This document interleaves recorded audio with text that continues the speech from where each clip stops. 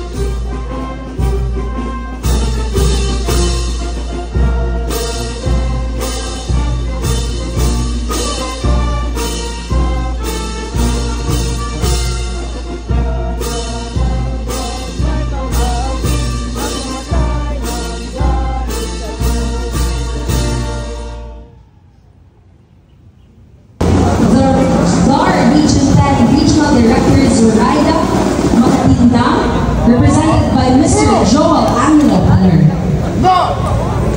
Acknowledging also the BIR Revenue District number 98, headed by Assistant RDO Marceline Dava from Bulwak, Cagayan de Oro. I believe they are also joined today by the police colonel,